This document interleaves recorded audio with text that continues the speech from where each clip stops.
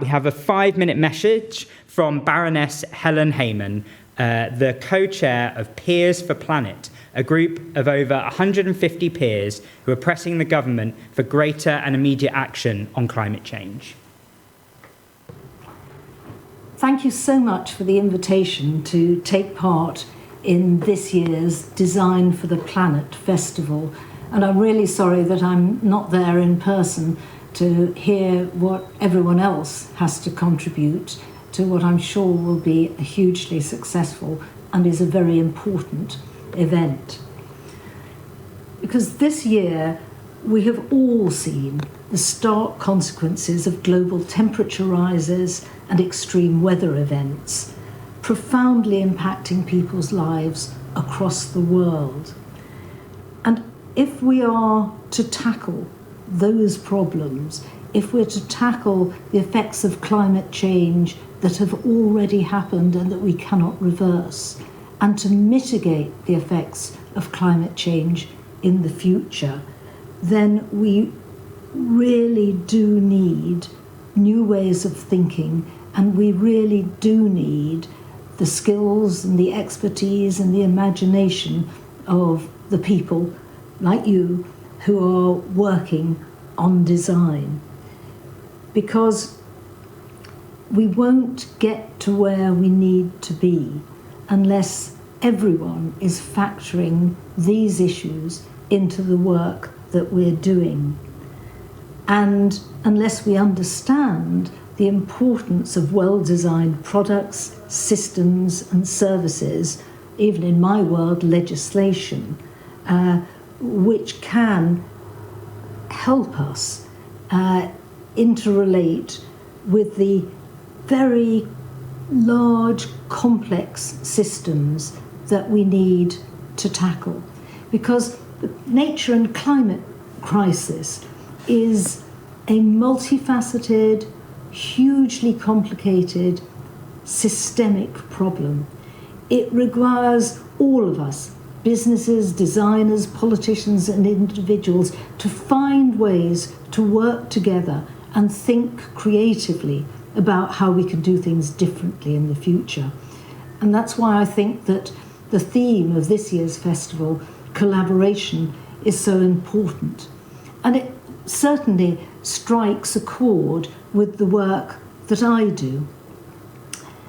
For the last 3 years, I've been involved first with establishing and now chairing a new group in the House of Lords called Peers for the Planet. We have over 160 members, and it's a cross-party caucus of parliamentarians who want to put systemic and urgent environmental threats at the top of the political agenda and want to work together to secure well-designed legislative changes built on consensus. And frankly, it's that political consensus that has allowed the UK to be so successful in tackling climate change, in reducing our dependence on fossil fuels.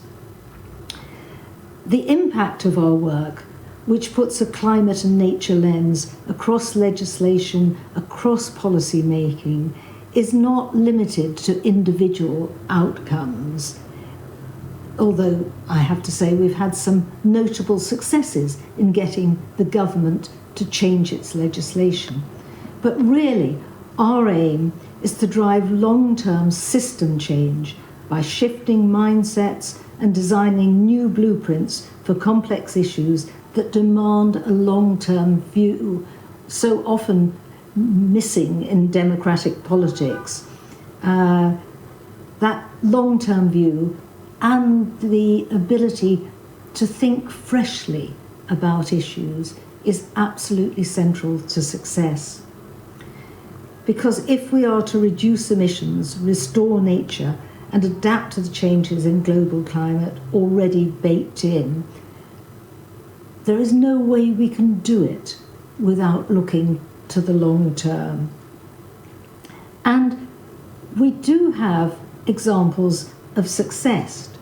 We can see how well-designed policies and regulation has supported the development of new low-carbon, innovative industries and of British success stories. The UK invented the contracts for difference model that has powered the breakout success and cost competitiveness of the offshore wind industry, not only in this country, but across the world.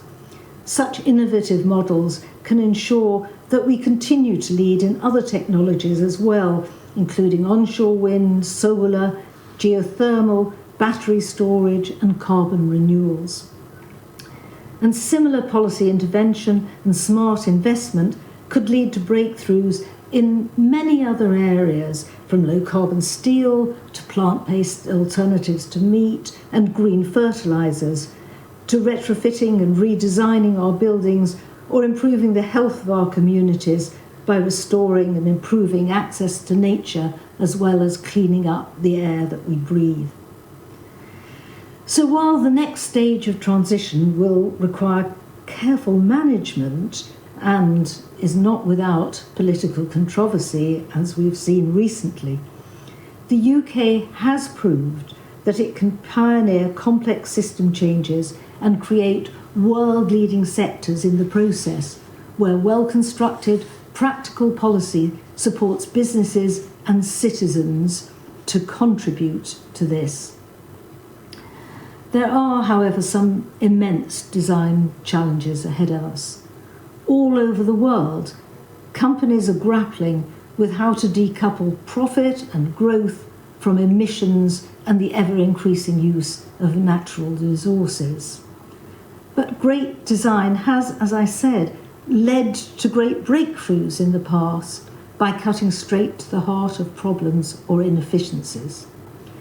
And businesses are already designing energy efficiency buildings, infrastructure, transportation, and consumer products that dramatically reduce the need for fossil fuels and work within the planet's finite resources. But I'm afraid it's not happening at the scale that we need. To rise to the challenge ahead of us, we need to empower and incentivize design-led companies and innovators to solve complex problems with people and planet-centered design. The climate and nature crisis has quickly become, in my view, the biggest design challenge of our age. But with every challenge, there is, of course, an opportunity. In this case, it's the opportunity to redesign our economy and society in a way that works with nature, enables us to reuse and share finite resources more equitably, and to become more productive, efficient stewards of our planet. As a legislator, I hope I can play my part, along with colleagues, in creating stable statutory frameworks and policies to support people like you in designing the products and services our communities and the planet will need if they are to thrive in the future. Wow, that was super inspirational to see our legislators all thinking from the same place on how we can reframe problems and challenges as opportunities and rethink the system.